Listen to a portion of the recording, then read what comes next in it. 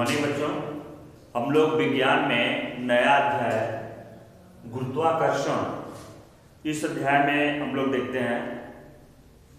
तो इसमें सबसे पहला जैसे टॉपिक है आपका गुरुत्वाकर्षण बल। गुरुत्वाकर्षण बल, देखिए गुरुत्वाकर्षण बल है क्या।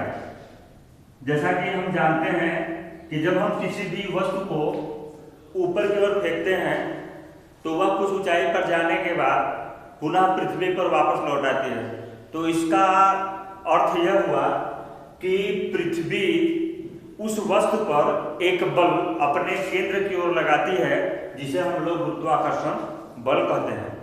जैसे जब कोई वस्तु ऊपर फेंकते हैं तो जैसे हमने इस चाक को ऊपर को फेंका तो इस पर पृथ्वी का गुरुत्वाकर्षण बल नीचे की ओर लगता है और धीरे धीरे इसका जब जो हमने जिस बल से फेंका था वह उस बल का प्रभाव जब कम हो जाता है, शून्य हो जाता है, पुनः वह वस्तु पृथ्वी पर वापस आ जाती है। तो यह है गुरुत्वाकर्षण बल। मतलब कि पृथ्वी जिस किसी बल से किसी वस्तु को अपने केंद्र की ओर खींचती है उसे गुरुत्वाकर्षण बल कहते हैं। ठीक है, गुरुत्वाकर्षण बल। उसके बाद आपका जो है न्यूटन के गुरुत्वाकर्षण का सार्वत्रिक नियम। न्यूटन के गुरुत्वाकर्षण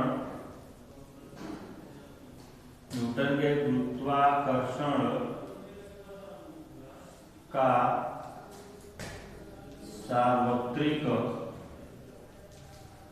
सार्वत्रिक नियम। न्यूटन के गुरुत्वाकर्षण का सार्वत्रिक नियम। न्यूटन ने यह बताया था कि ब्रह्मांड में जितनी भी वस्तुएं हैं तो किन्हीं दो वस्तुओं के बीच एक आकर्षण बल लगता है। जैसे मान लीजिए यह वस्तु है जिसका द्रव्यमान m1 है, इस वस्तु का द्रव्यमान m2 है और इसके बीच की जो दूरी है वो r है। तो इस पर आपका जो बल लग रहा है, इस पर इन दोनों वस्तुओं के बीच में बल लग रहा है। जैसे ये दो वस्तुएं हैं, आपकी दो वस्तुएं हैं, तो इन दोनों वस्तुओं द्वारा समान बल लग रहा है। तो न्यूटन ने बताया था कि ब्रह्मांड में स्थित किन्हीं दो वस्तुओं के बीच एक आकर्षण बल लगता है, चाहे कोई भी वस्तु हो। हम लोग जैसे पृथ्वी पर चलते हैं तो ये गुरुत्वाकर्षण बल के कारण चलते हैं।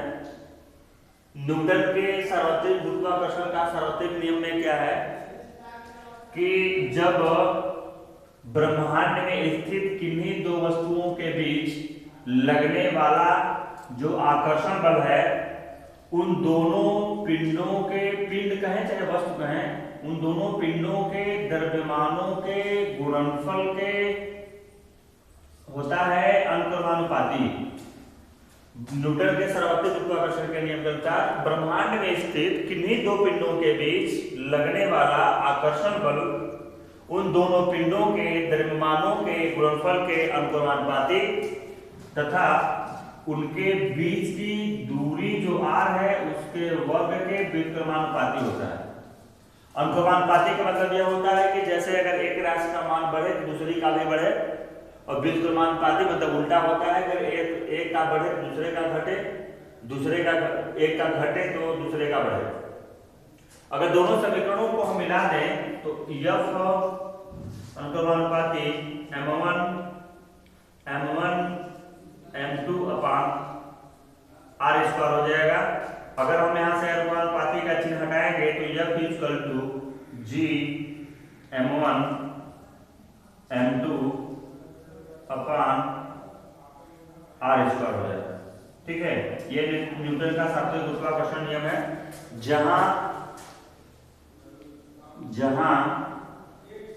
g एक नियतांक है, नियतांक है।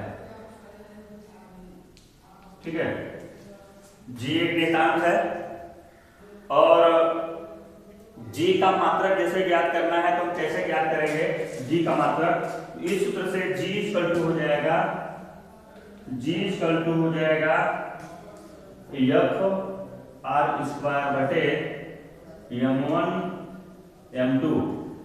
तो f का मात्रक हो गया न्यूटन, f का मात्रक न्यूटन हो गया, इसके बाद दूरी का मात्रक मीटर स्क्वायर हो गया, और यहाँ देखिए किग्रा और किग्रा दोनों गुना होके किग्रा स्क्वायर हो जाएगा, किग्रा स्क्वायर हो जाएगा। तो जी इक्वल टू हो गया न्यूटन मीटर स्क्वायर प्रति किग्रा स्क्वायर। जी का जो मान है, जी का मान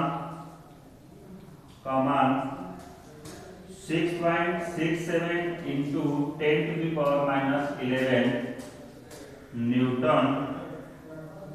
न्यूटन मीटर स्क्वायर प्रति किग्रा स्क्वायर होता है।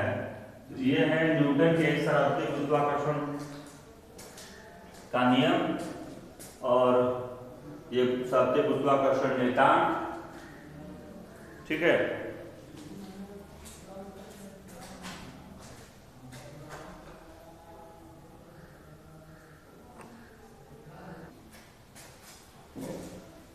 आइए तो हम अगला टॉपिक देखते हैं, मुक्त पतन। ये मुक्त पतन क्या है? जैसे जब कोई वस्तु ऊपर से पृथ्वी की ओर फ्री अवस्था में नीचे की ओर गिरती है तो उसे हम मुक्त पतन कहते हैं। ये होता क्यों है? जैसे पृथ्वी के गुरुत्वाकर्षण बल के कारण कोई भी वस्तु ऊपर से नीचे की ओर गिरती है तो इसे हम लोग मुक्त पतन कहते हैं, मुक्त पतन के नाम से जानते हैं। जैसे द्रव्यमान और भार क्या है तो हम जानते हैं कि कोई भी वस्तु है, जैसे मान लीजिए आपका एक डस्टर है, तो इस वस्तु में इस पदार्थ की जो मात्रा इसमें पाई जाती है, निहित होती है, उसे हम वस्तु का द्रव्यमान कहते हैं। ठीक है, वस्तु का द्रव्यमान जो m होता है और वस्तु का जो भार होता है W = mg होता है।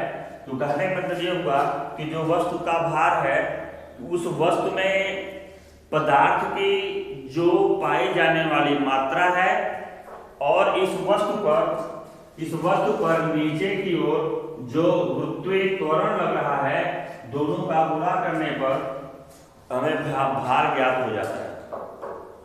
ठीक है, तो W = होता है mg। तो द्रव्यमान क्या है?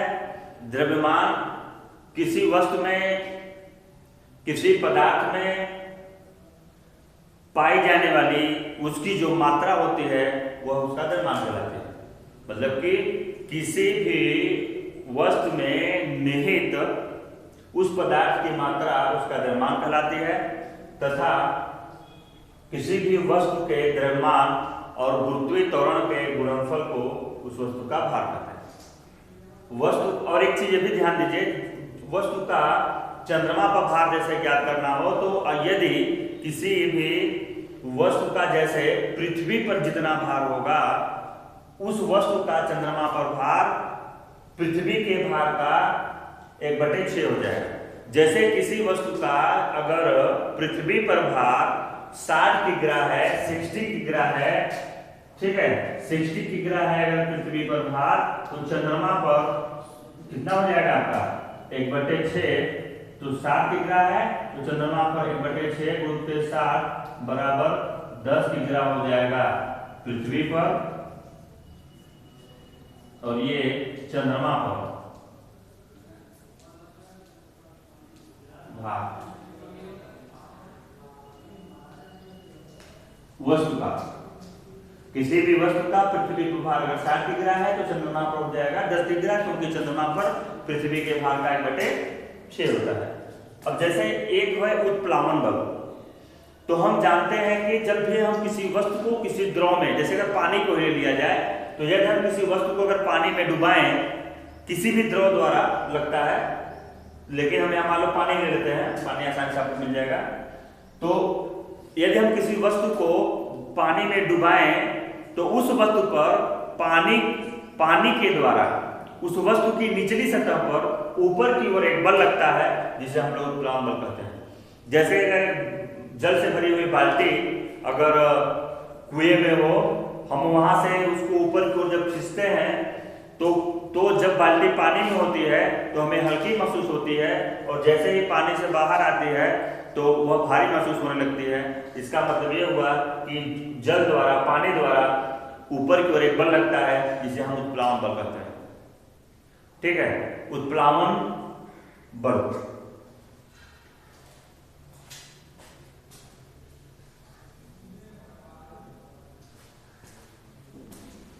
हमारा अगला टॉपिक है प्रणोद, जो एक प्रकार का बल है। प्रणोद मतलब बल ही है, तथा दाब।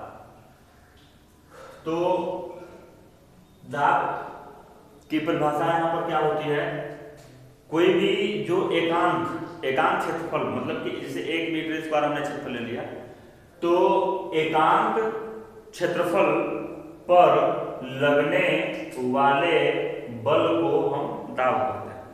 यानी दाब बराबर होता है प्रणोद या बल बटे क्षेत्रफल। तो बल और क्षेत्रफल के अनुपात को हम लोग दाब कहते हैं। तो एकांक क्षेत्रफल पर लगने वाले बल को दाब कहते हैं। तो दाब का जो मात्रक होता है, इसके अनुसार न्यूटन प्रति मीटर स्क्वायर या पास्कल होता है।